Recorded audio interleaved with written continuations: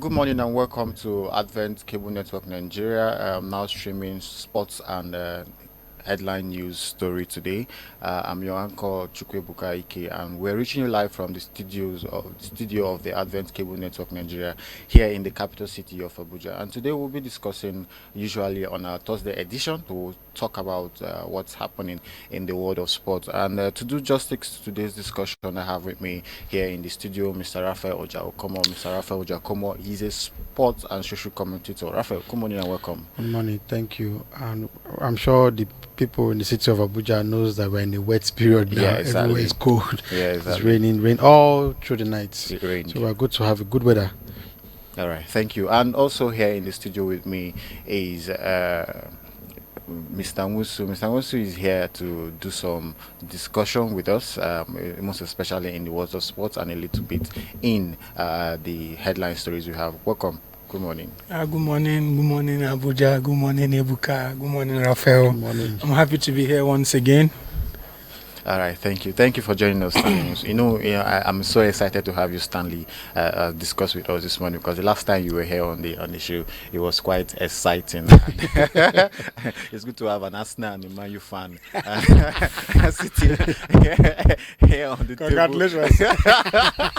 The last time now you go used to and shake me now. Next week Thursday, you shake me with 2 hands. The last time we were here, you shook Raphael with 2 hands. Now this time around, by next week, should we finalist? Say, yes, a So by finalist. this time next week we'll be here. I used 2 hands to shake Mr. Raphael. All right, so joining us all the way from Delta State, we have Comrade Abraham Soko joining us virtually all the way from Delta State. Comrade, good morning and welcome to the show this morning. This time around, let's put aside the things that weigh us down and talk fun for a couple of minutes in the world of sport. And remember, I will coming to you live from the capital city of Abuja here in the Advent Cable Network Nigeria studio. Please remember to call the number showing on your screen or the numbers here and join the conversation right here in the studio, or equally send in your comment via our various social media handle equally showing on your screen. All right, viewers, let's take a look at the front page of the Punch Sports Extra, and then we'll come back and then we'll discuss. The front page says proven victor, and that's on page 6. He said Osimhen hits brace to end Galatasaray CCA's cup wait. All right, and the second kicker says Nigerian striker becomes foreign top scorer in Turkish football history. That's amazing. That's setting the record, and I think he's ready for the Ballon d'Or nomination. That's on the front page of the Punch Sports Extra. So above the masthead, we have the story on Nigeria versus South Africa, and Flying Eagles Majita battles for final tickets. That's on page 7 of Punch Sports, and page 6 has the story on Arako Dare on Dortmund Radar. All right, and page 7 has a story on Eagles Falcons go spiritual for Awoni, who had a surgery just after Sunday's match against Leicester City. And then page 6 has a story on Aina set for new Forest deal, and beside the Max Head, we have the Gateway Games Ogun 2024 National Sport Festival has just 1 day to go, and Ogun State says they are ready to host the nation. Page 4 has the story on Athetha planning big spending summer, and Devil Scouts Ronaldo Jr. That's still on page 4. And also on page 4, United cancel end of year awards dinner. Mr. Stanley will tell us more about why the end of the year dinner has been cancelled. And page 5 has the story on Saliba to get new deal. And lastly, we take the story on the bottom ship story. It says 10 years old Nigeria excels in Canada fencing debut. And the NFF launches new Falcons jersey. That's on the Punch Sports Extra. Viewers, please stay tuned. Let's watch just a couple of days ago Flying Eagles in Egypt at the ongoing AFCON under 20 World Cup, faced Senegal and won in penalties. All right, so now we will take a look at the video of their training section in preparation to their semi-final game against South Africa today, and we will watch the video of or we'll hear the comments of the some of the players and the coach that was yesterday at their training section. Please don't change it.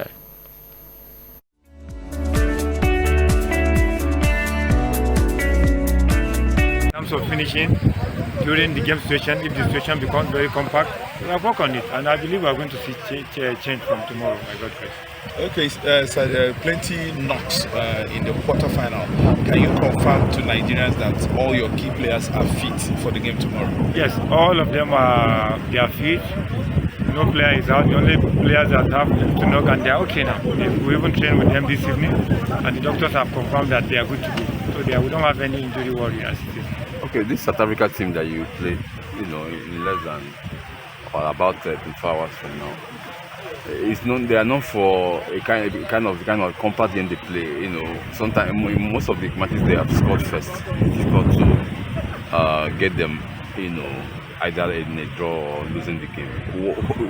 What tactics or what kind of idea will you want to look at in terms of approaching the game? We have worked on that.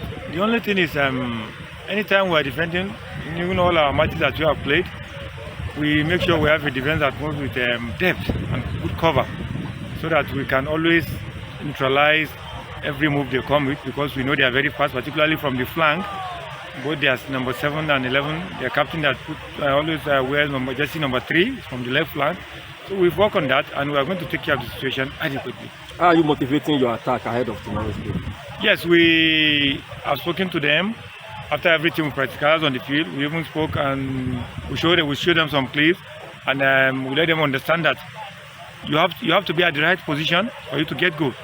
So I think being there is what we talk about most, and I believe there's going to be change tomorrow. Your message to Nigerian fans? Oh, Nigerians should continue to pray for us. We will not let them down. We know the hope they have in the team.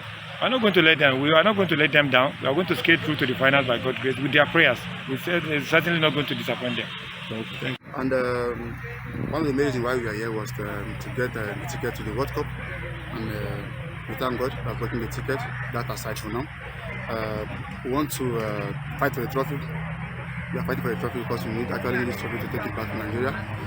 Nigeria should expect nothing less than victory, because we'll be all out tomorrow to give our best and make sure we conquer that match tomorrow. Okay, so nice to talk to you this evening. It's been a hard tournament. I know even you know that. Will the goals start flowing from the semi-final? I must say it's not all about me scoring. It's about my team winning. If I didn't see the ball done, because there's still a trophy to win tomorrow against South Africa. For me, this evening we're working out to put up my best from the training. Our best is from the training, then we take it to the field. So tomorrow I'll give my best as the goalkeeper I am.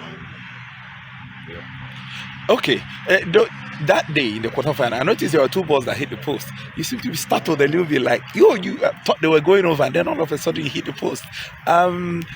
Did they take you by surprise a little bit? If the ball that hit the post was a header, yeah, I'm sure, yeah. So header quite hard for goalkeepers. So it takes a lot of quick reaction to react to a header. How ready are you for Thursday's semi-final tomorrow against South Africa? I would say I will give it 9% ready. 90%, huh? Yes, 90% ready. When the final whistle is blown, then give it 100%. Okay.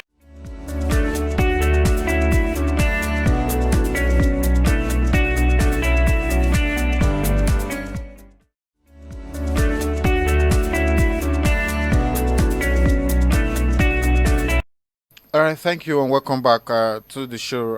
The video we saw the Cage Zuberu talking about his tactics for the game against South Africa, and we also heard from the goalkeeper, the man that saved our team last match against Senegal. He saved some penalty shot. And let's now talk about these boys. These boys at the beginning, they've not been utilizing their opportunities. Let's say their matches we've had very few conversion of the balls, and now Coach Zuberi has now said that he had seen the errors, he has seen the weak points, and they are working on it to ensure that we win our game against South Africa. So, Raphael, I'd like to have your quick review about the tactics and the performance so far. I think our team has been one of the best defensively going in the tournament thus far. Won their first game by a long goal, even though they're not scoring enough goals. Won by a long goal. The second game they drew against Morocco 0-0, and then played a 2-0 draw with Kenya, conceding 2 and scoring 3. So I don't think they're scoring enough. Even against Senegal, they didn't convert a lot of chances that they created, and that was why the game went into penalties, and we needed the goalkeeper that's Hakot, that's his name, to come to our rescue. I don't. Penalty is a game of luck. I don't think we want to be relying on that going into this game with the South African lads. I want to believe Coach Zubeiru has actually seen those weaknesses and has worked on them, because now going forward, yes, they've qualified for the World Cup by virtue of qualifying for the semi-finals. Now we are looking at getting the trophy now as Jara for our effort. I pray that they have learned their lessons from the group stage and even the quarterfinals with Senegal, and implore them in this game. I also want to believe that he has watched the South African lads over this period, because they played more games in the group stage, I think, than our guys. So I want to, like he said, no injuries, no cause for worry, but then of course create your chances, convert your chances, because they may come to haunt you later. All right, thank you so much, Raphael. So let's hear from you, Stanley. What tactics do you think we need, or coach needs to put in play against the South African lads? Okay, I'm sorry, but I feel something is wrong with African football. So when you watch Europe and come back to watch Africa, does it send any message? You see, first of all, starting from the pitch condition, boils down to the ball play, the tactics. I mean, most times the match is boring to watch. I'm sorry. I just watch Nigerian matches, both senior and junior team, out of patriotism. Yes, out of patriotism, because what am I watching? You are playing a game of 90 minutes. You're not creating good chances. The ones you create, you will not convert. You understand? It's boring. There's nothing to watch. And I don't blame most Nigerians when they say they're not like this under 20, this thing that's going on. Most Nigerians are not interested in watching it. It's not even aired. It's not even aired. Our local station. Exactly. So like, and why? All these things boils down from, if the hem of our people in the hem of affairs are not doing well, what do you expect the younger ones to do? The super egos, they are playing trash. So them that are supposed to be setting an example for these younger ones to follow, they are not doing well. So what are you expecting from these younger ones? They're even trying to be where they are now, if you ask me. But because there's no motivation. Our younger teams do better than the super egos. Yeah, they do better because of the young zeal. Trust me, when they get that call up, maybe to join the main team, they will start declining like others do. And I don't blame them. Okay. I don't blame them. I will take back all the blames to the NFF and the government for everything, because some of these players, sorry that I'm diversing a bit, but some of these players, we hear them saying that they pay them 2-2 in a room when they come back for international duties. Sometimes they pay for their flight. Sometimes it doesn't give you motivation to play. I'm sorry. Okay, imagine after that the incident was it at I've forgotten the country that they were held at the airport for almost 24 hours. Sudan, Libya. Libya. Do you understand? So there is no motivation. I'm sorry. These boys, to them, maybe they feel they are doing their best, but to us who are watching them, their best is not good enough. I to add to what he's saying. So most of these games, African games, are always very tight. So whatever tactics it is going to employ for them to play, you will just be watching the game and wondering what is happening. And again, don't also forget that this age grade football, if you don't make it in the age grade football, nobody will hear your name again. So I think that's, like you rightfully said, the reason why they are giving all their best, because they know that they have nothing to lose. They have all to lose. All to lose that their career. Their career and all. The likes of Messi, Di Maria, Mikel Obi, and the likes. We are hearing their names today because they did well in the under 20 level. Yeah. Got to the finals, and you have it. Now check in that squad that played the final with Argentina. We heard a lot of them in Argentinian team, most especially Messi, who is 8-time Ballon d'Or winner and also a World Cup winner. The only player that lasted that long with Messi is Mikel Obi, who is now retired, and Messi is still playing. Do you understand me? So I think the reason trying to buttress some of his points is the fact that these guys know that they have all to lose. Forget about tactics or what have you. Sometimes they play and they give their hearts out because they are doing this for themselves. Because if under 17 and Nigeria is not going to go to the World Cup, and imagine how many teams are qualifying from Africa, I think almost 10 teams, and Nigeria is not going to be part of that squad. Now you have the under 20, luckily we are going to the World Cup. These guys know that they have all. They've gotten the World Cup tickets, that's set aside. Now is to win this trophy. I don't know what tactics Coach Zubero is going to employ. I don't know how he's going to attack the game. He has said South Africa is fast from the right and the left. He knows their captain is fast, which means he has seen them play and he knows them. The question is, what are you going to put in place to make sure they don't hurt you with those guys? Yeah. All right. The next point to consider now is, my first question is, let's say for instance, you made mention of Lionel Messi and you made mention of Mikel Obi, and they both played for the same year under 20 World Cup. 2005. Yes. And now today Messi is still in action, but Mikel Obi is long retired, about 3 years now retired. So is it that it's an African factor, or there is something wrong? No. Why did Mikel quickly retire and Messi is still in action? No, we have a lot of players. Or is there football age? Age? No, I don't think that's the case here. You know, a lot of people have this longevity spirit. There are some African players who are still playing till date. In fact, some of them go as far as to some countries. I don't know if they play football in those countries, and they are being celebrated in those countries. They are still playing football. But you know, we still have players who the Brighton coach is a young guy who I believe is maybe even younger than Ronaldo. Yes, he's younger than Ronaldo. That's the coach of Brighton.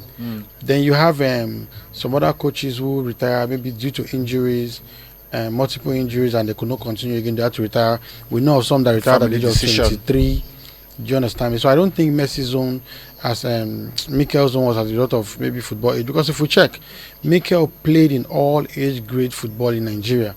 He played from the under 15 to the 17 to 20 to under 23, then to the Super Eagles. Mikel played it all. And when you watched him from under 17, you know that this is actually a very, very young lad. You will see himself. You don't need to be told. So I just think that our bodies tell us differently. Do you understand me? Toni Kroos has retired. Modric is still playing. Do you understand me? So we have all those people like that.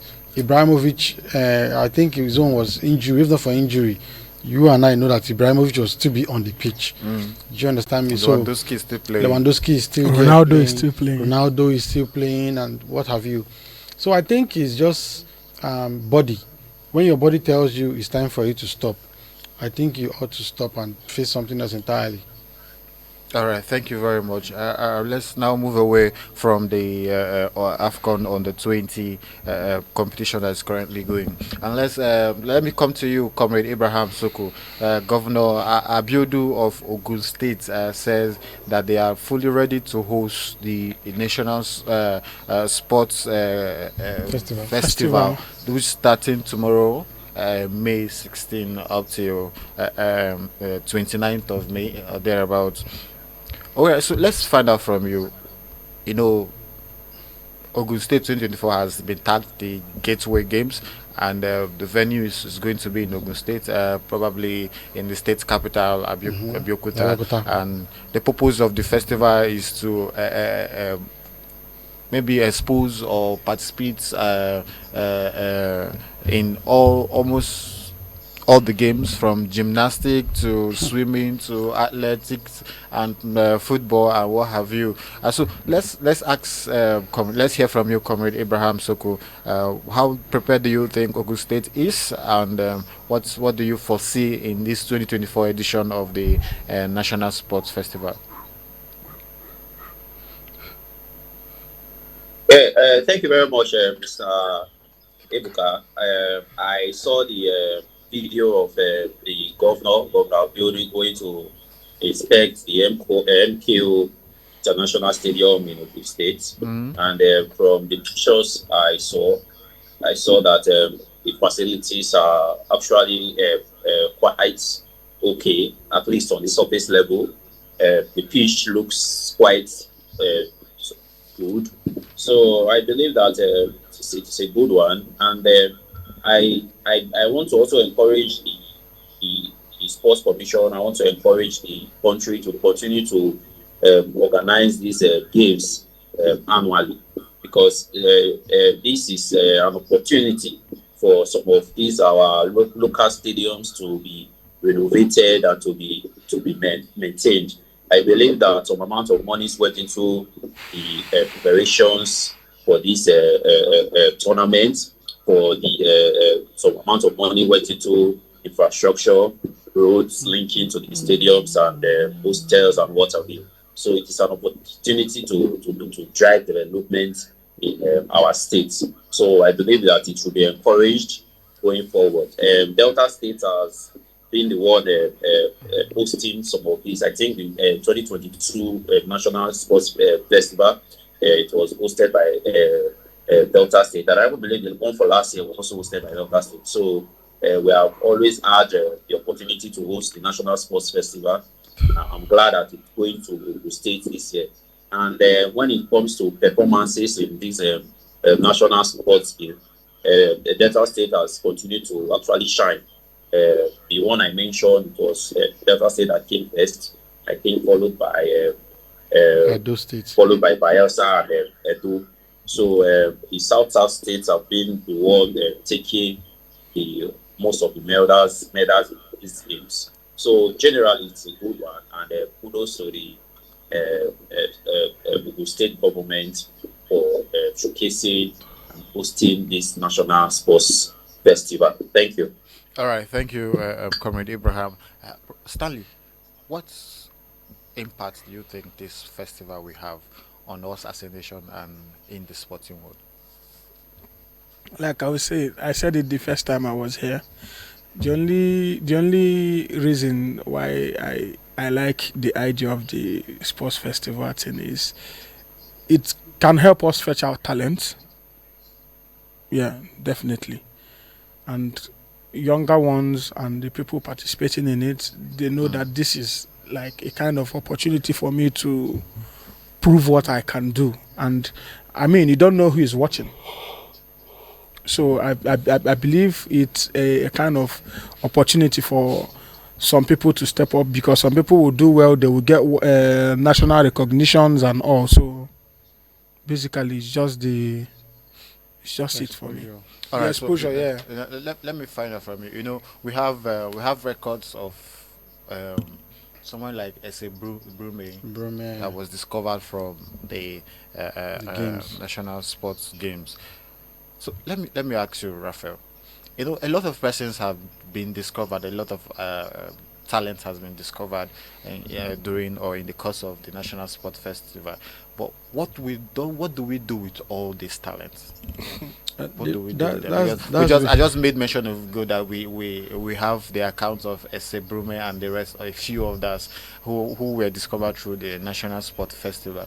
But there are a whole lot of others. What do we do with the rest? The problem is I always tell people, Nigeria can build anything. Nigeria can build anything, but maintaining that is a problem. So you have talent. We have talents. Most of even the Sebrume that you mentioned now, where is she? A lot of them are abroad, maybe practically on their own in different clubs, different schools, now honing their skills, and then when it's time for the national, maybe the competition, Olympics, Commonwealth Games, African Games, Nigeria begin to beckon on them to come, knowing fully well that you have not in any way impacted on whatever it is that you are supported, whatever it is they are doing. We heard of the cry of the young lady who is a cyclist who just made her intention known that she wants to represent Nigeria, and she couldn't even get the bicycle. Because I think it was Germany that gave her bicycle that she used in representing Nigeria at the Olympics. I stand to be corrected. So we have a lot of talents. Comrade Soko mentioned the fact that Delta State, yes, he was correct. Many of the sports games that they do, the sports festivals we have in Nigeria, Delta State is always first or second. That position is between Delta State, Edo States, and I think maybe Lagos or Rivers, one of those states. You always see them there, which means that state is blessed with talent. Which means they have now. Even for your swimmers, we have people who can swim the Atlantic Ocean in the south, but we never see Nigeria represented in the Olympics for swimming. Maybe they no go head that swimming pool, but nobody see them again. You understand me? But we have these talents. But the question is, what do you do with them? Countries who are serious have already started planning for the next Olympics. This sport festival, you're going to have talents that are going to be discovered. What are you going to be doing with those talents between now and when the Olympics comes up or when the African Games comes up? That's what we cannot say concerning these talents. But I just believe that they are learning. I believe that they have people who can rival people like Ofili, Brume, Toby Amuson, and what have you. It's all so that we don't go back every now and then. I knew this guy from a very young age. What was his name? The table tennis guy, Aruna Quadri. For the past 30 years, he's the one that's been representing Nigeria and is still doing that till today. Does it mean that we don't have anybody? There was a time it was Aruna Quadri and I've forgotten his name, Toriola. The two of them, every tournament, they're the ones representing Nigeria. It doesn't mean that we don't have any other body, even from the junior. So we have a lot of talents, but the problem is, what do you do with them? Stop banking on those who use their own resources to train themselves, put themselves out there. Also get people that you can sponsor and make, so that when it's time for all these international games, you have a lot of athletes going to represent Nigeria in all the games, and not just athletics. Because the last time in the Olympics, the weight was too much for Brume, Favor of Philly, and Toby Amuson. Now we didn't get anything out of it, even to the point that somebody forgot to register Favor of Philly for 100 level. A serious country, do you understand me? Forgot to register their own talents. Who is one of the best in that 200 meters and 100 meter race? You forgot to register the person. How do you forget to register your best leg? So I think we need to do a lot of work, like he said, as Stanley said. We're advising the sports minister and then the National Sports Commission, DICO, that they should look into this. It's not just hosting the events. What are you getting from the events? What are you getting? What talent are you getting from the event? And when you get these talents, what do you do with it going forward? All right, thank you so much. So let's now move away from the Nigerian games and let's look into the European games, where we saw yesterday AC Milan lost the Coppa Italia final, and Bologna won it for for the first time in Yes. 51 years. And we also saw that of our star boy Victor Osimhen giving Galatasaray a trophy after 6 years of wait. So let's look at these two games. We saw games between AC Milan and Bologna. I did not expect that game to go that way. I was waiting for AC Milan to win. just It's a cup final, and Yeah. when you play a cup final, you expect anything. Under our nose, we watch Newcastle beat Liverpool at the League Cup final. We're about to see Man City face Crystal Crystal Palace Palace at the FA Cup, and you have Trabzonspor and Galatasaray playing yesterday, and Osimhen scoring 2 goals, whereby usurping the Turkish foreign player with the highest goal. The last person that had it was Mario Jardel. Now Baus 34 goals. Now Osimhen 35, and he's still scoring. So when I see cup finals, I don't go watching those cup finals and expecting the bigger teams to win, because I think it was last year's FA Cup last year's FA Cup or 2 years ago, where Cardiff City, is it Cardiff or Coventry got to the final. No, semi-final. Semi-final, beating almost, the fact they started calling them giant killers. They almost beat Manchester United too. Beating some of these big teams, getting into the semi-finals. So cup finals can go anywhere. And I'm always very excited when I see small teams. When I see small teams, quote unquote, winning these trophies, because you and I know that them coming to win the league is always very difficult. Because like in England, you have the Big Six, which is not Big Six anymore, because some people are somewhere that I don't know. They have in Spain the Big Six. I didn't call anybody's name. They have immediately the Big Six. I think Italy's one has become even more than Big Six, because even AC Milan is not even a race for the title. Roma is not anywhere near there. Juventus is just peeping to go into that position. But League Cups afford these teams the opportunity to at least get themselves the chance. Just recently, Man City survived the scare of Plymouth Agile, who had won. I think they beat which team did they beat? I think it was Liverpool. Liverpool. They beat Liverpool last season. Liverpool. Do you understand me? So I like to enjoy watching these small teams, because just imagine the last time Bologna won a trophy. Do you understand? Over 50 something 51 years ago. And you and I know that the league is far away from them. When you have Napoli, Atalanta, Inter Milan, AC Milan, Juventus, Roma, who will be Bologna now? So, but them getting that cup, so it's an opportunity for them to at least, and who knows, after winning that trophy, it means they might be in Europe, either the Conference League or Europa League. All right, so Mr. Stanley, let's talk about the Turkish game where we see Galatasaray topping the Super League table and also winning the cup after their 3-0 defeat yesterday. And Starboy, who is doing well in the go banging goals every now and then, and. Should I say we should be expecting him as a nominee for the Ballon d'Or for this? Okay. First of all, I would like to say Victor Osimhen has proven himself beyond all reasonable doubt. Time and time again. Yes, because apart from, like I said, the only reason I watch African games, our Nigerian match rather, is out of patriotism. So maybe apart from patriotism now, Victor Osimhen is another reason why because if you are watching the game, sorry, but he shows that he's the only one that is playing this thing for the badge. With his heart. With his heart. So one thing I like about Victor Osimhen is he doesn't discriminate. So when the whole Napoli saga started, he was benched. Then from there, they dropped him. He was not in the squad. He kept his hopes high. I didn't expect him to go to Galatasaray, but when he moved there, I was like, okay, let's see what he's going to achieve. Coming out as a top scorer with a trophy in his first season at Galatasaray, I mean, it's... This will be 2 trophies now, because this is the Super League and the Turkish Cup. 2 trophies, rather, in his first season. Yeah, that's the league trophy. They are currently topping the league trophy Super League with 86 points, followed by Fenerbahce, who is 78 points. So, like, I mean, he's supposed to be, as it is, he's supposed to be top 10. Yes, Ballon d'Or contenders. It's supposed to be top 10.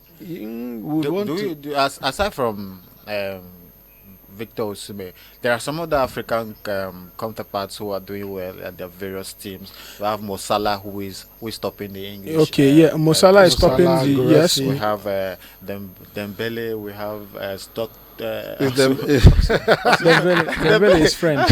Why are you recording Dembele as an African? Dembele is French. Is French. Oh, okay. I'm just mentioning across some of the players we have a lot of trophies. We have Guirassy in Dortmund, who is also scoring goals week in, week out.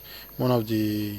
Let's not also forget that Lookman is still there, even though he's been quiet for a while. But Lookman has 15 goals and 5 assists. That's 20 goals in the league alone.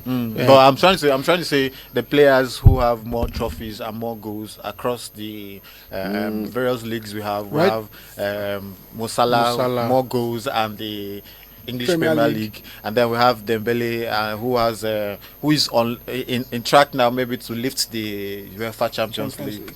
Why do you keep mentioning Dembele? You're talking of African players. Maybe he's mentioning Dembele based on his African roots. But I think if we want to look at the African counterpart, the people we should be talking about is Mo Salah, Victor Osimhen, Guirassy, and maybe even Ashraf Hakimi.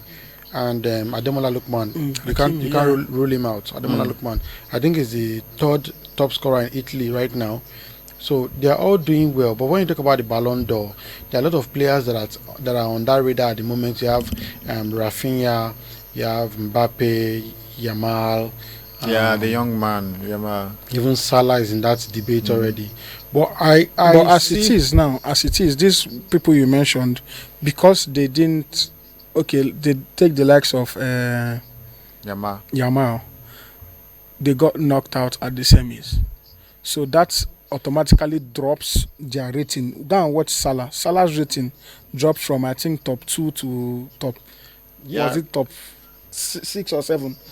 Because they lost at the quarterfinal. So now, Barca going out at the semis, their ranks are dropping.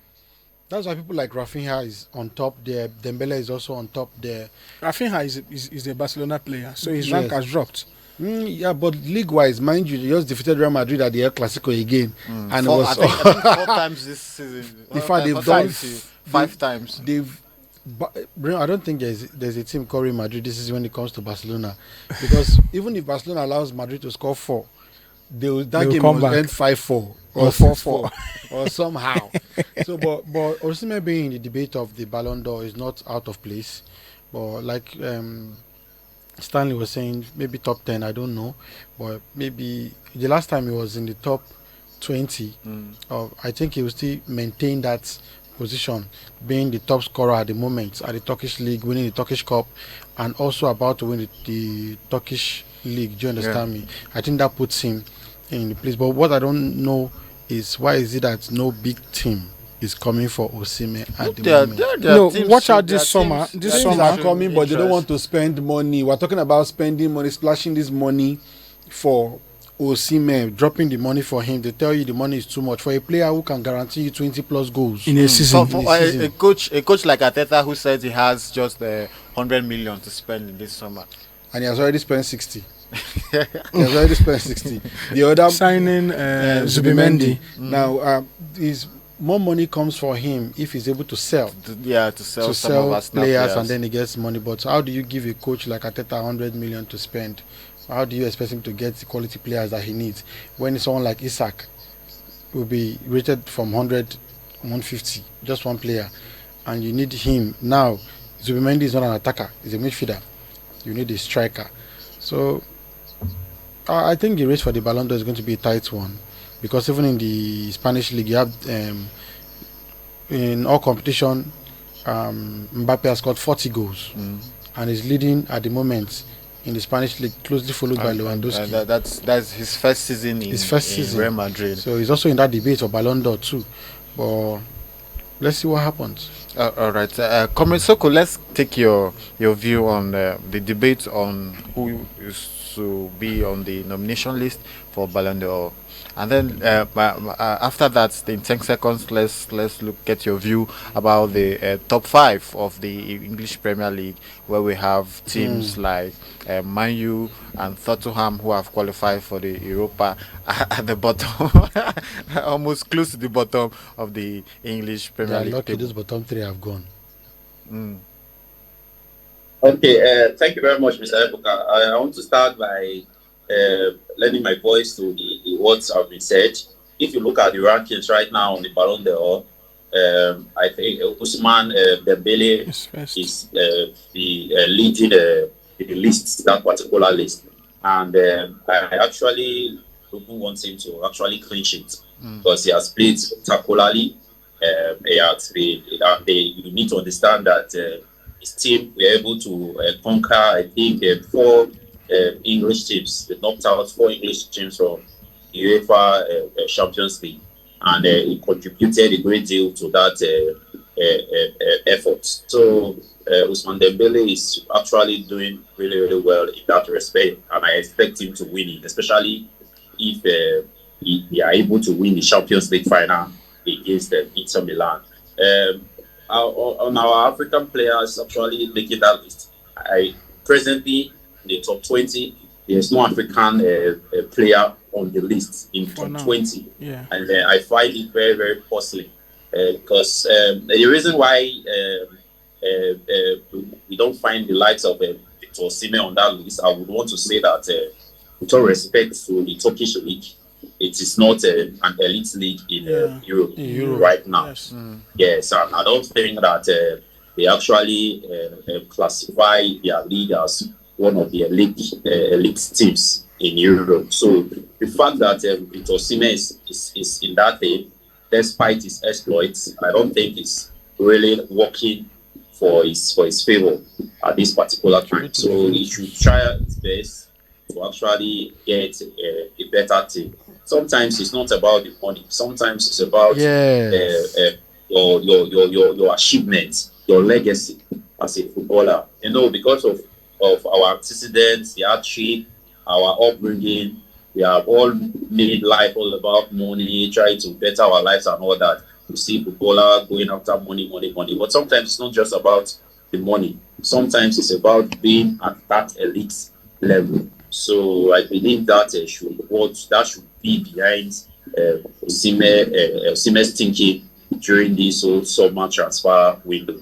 I hope he makes the right decision, at least to continue to remain in that debate, because it's really, really saddening that at this particular point in time, he's not on the top 20 ranking when it comes to Ballon d'Or. So it's not actually the best. So on the Premier League, I feel that the battle for the Premier League is almost parallel to that of the Serie A tournament league, because you see almost five teams looking for European sports. Same thing with the Premier League.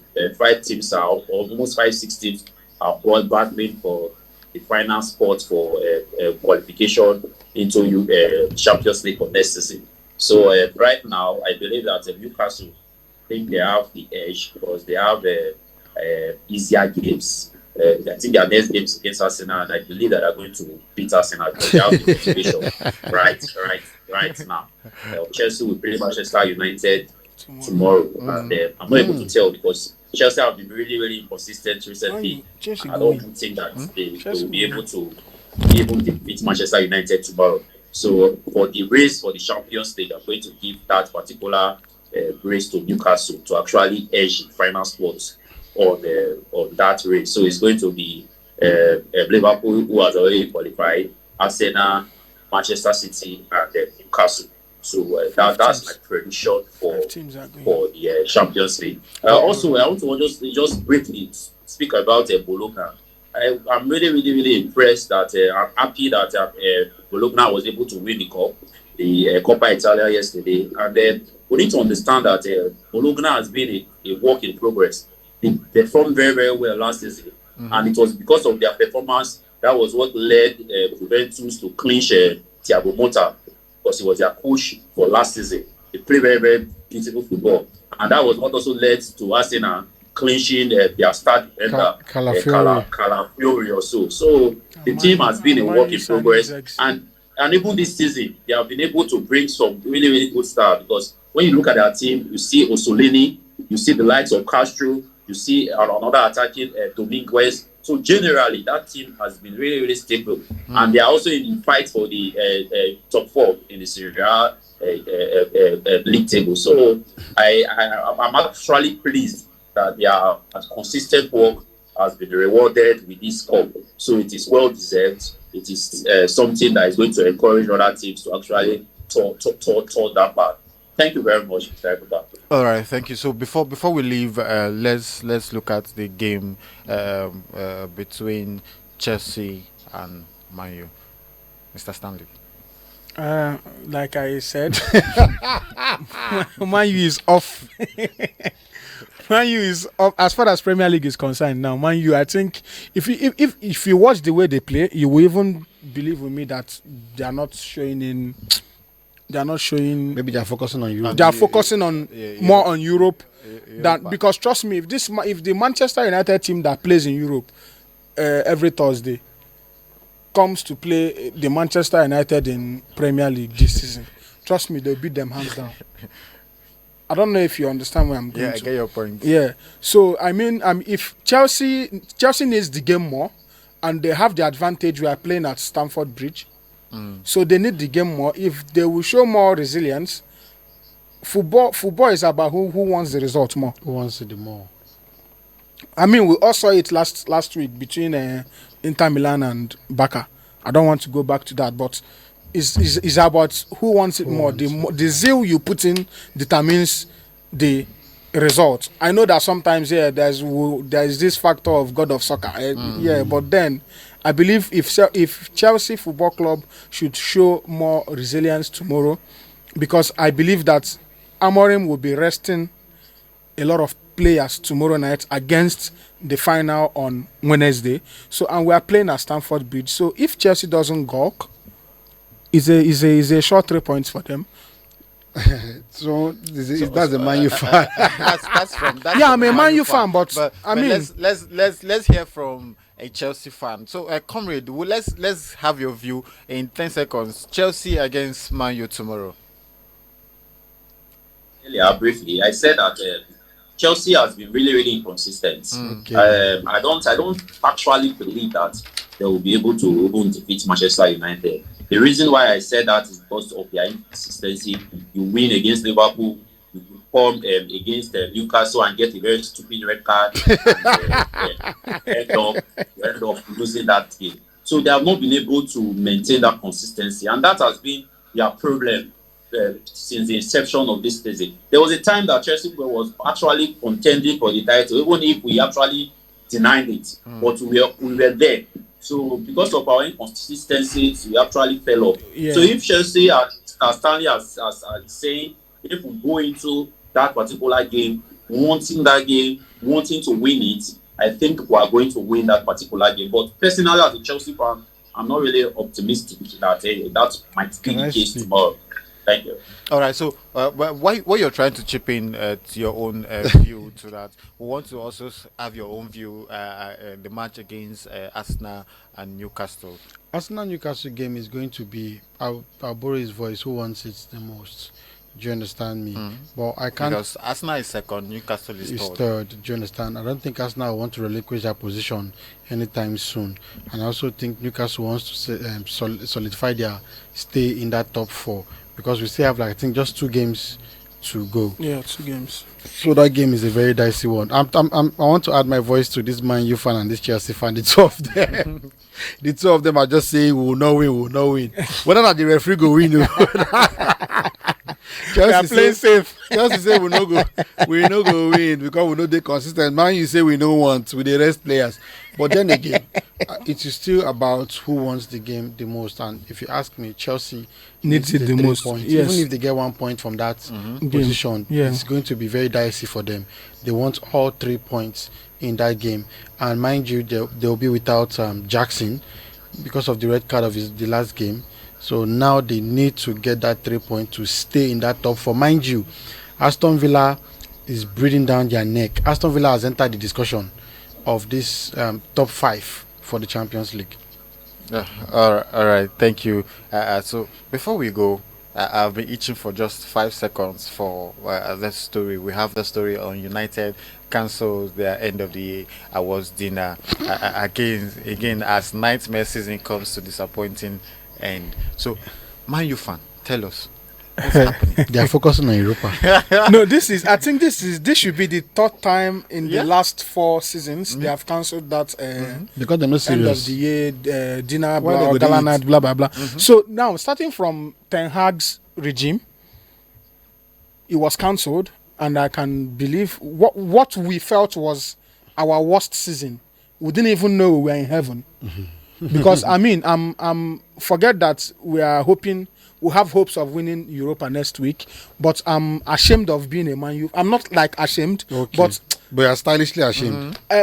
Sorry, let me not use the word ashamed. Last season you finished 8th, and you won the FA. And I won the FA Cup, and I cancelled the whole. This year you are finishing 16th, and you are probably Going to win the Europa, and you've cancelled it. Yeah.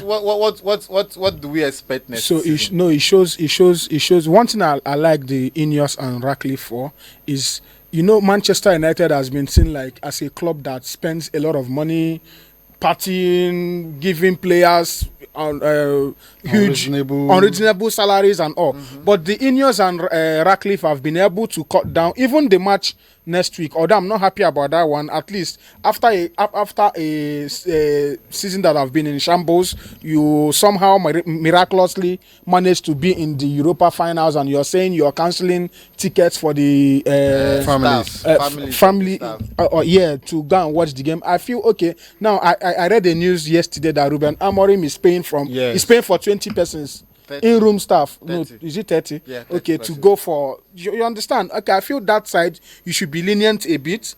But with the whole gala and dinner thing, we did not have a good season. So I don't see the reason why you should be spending money celebrating. I know that, yes, if we win Europa, it might help salvage the season. But then we cannot continue like this. At the end of the day, we need results.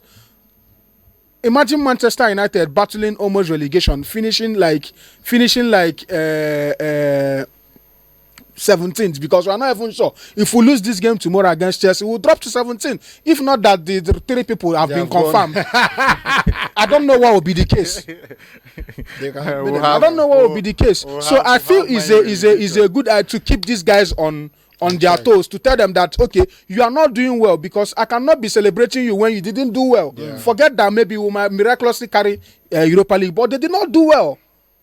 It's true that somehow we have been unbeaten in Europe, and let me tell you, this energy that they are focusing on Europe, it didn't start from the first day of Europe, because this thing started like round of 16. That was when I started saying, okay, because if the group stages we are drawing games, you how can you be leading 3-0 and come back to draw 3-3, 2-2, 2-0, come back? Do you understand all those kind of things? No, it's actually painful. But as a United fan, you don't know what to expect. You were not defeated. No, you were not defeated, but as a United fan, I tell you this, for this season, you don't know what to expect. You're going into a game with the mindset of whatever happens is fine. Look at the match against Newcastle. Look at the match against was it Brentford? Somehow we managed to score and we finished 4-3. What if it was 4-1? No, do you understand? So, and these guys keep doing this thing repeatedly. So that's why I'm saying I don't even see a chance of us winning Chelsea. Although you know that, they say Man U will know how to play Chelsea. Even in our worst, this thing will give Chelsea issues. But like I said, if Chelsea, they need the 3 points more than us. Because we will know, even if we clean the 3 points, it's useless to us. We are 16th. We will not move beyond that. Honestly. So I feel it's a good idea to keep these players on check and on their toes. Then maybe if they do better next season, they can bring it back. We will attend. All right. We will attend. If they bring it, we will attend. That goes out to all the Man U supporters who are having a tough time this season. All right, so this is where we'll call it a day, and I want to really appreciate everyone for being part of this show. Those who joined us online, those who sent in their comments. We couldn't take any call this show, but we hope to take calls on this show, and we want to get your comments. We want to get your views on what you think about the stories we are discussing on the subsequent shows. All right, thank you, Comrade Abraham, for your time, for your analysis, and you're always showing forth for us. Anytime we call on you, you're always answering us. Thank you for being on the show today, and we look forward to having you again in the next edition. And to Mr. Stanley, thank you. Although you're still angry. No, I'm fine. I'm fine. Man, you cancel the dinner. You know, concern me, and I'm not. That's to go attend the dinner. Ticket to attend the dinner night, the award night. But so sorry. I hope you find a way in your heart to forgive the management. No, forgive the players. Forgive the player and the management. Thank you for being on the show today, and we'll hope to have you more. Thank you very much. To Raphael, we can't say thank you enough for always finding time to be here in the studio with us, and people should tell the jam register to multitask. Exactly, and a few others in regards to this insecurity we're having in our country.